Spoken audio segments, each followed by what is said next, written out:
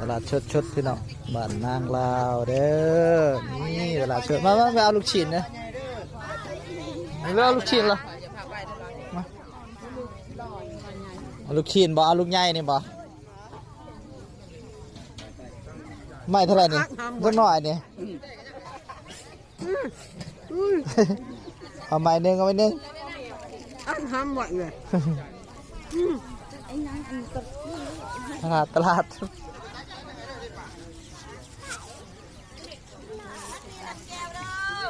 ตัวหน่อยมาเท่าไหร่ตัวหน่อย3 ไม้10เอาตัวไหนเอาช่องไม้น้ำตัวหน่อยมันโมพอมันได้ไป9,000ตัวใหญ่อันนึงเนาะเป็นเท่าไหร่เป็น16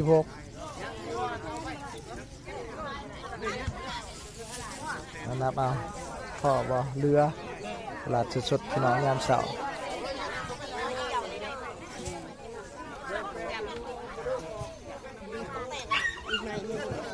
ไม้หนึ่ง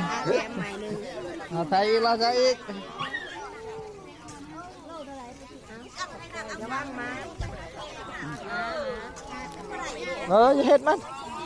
ตลาดสดพี่น้องยามเช้าเด้อเก็บบรรยากาศภาพตลาดยามเช้าทางบ้านนางลาวเมืองละครเพียงก็สำลาโลกอันนั้นกะย้ำคนกระตกคอยเห็นมุดถีบแล้วอ่ะทุ่งนี่น้ำหน้าคอย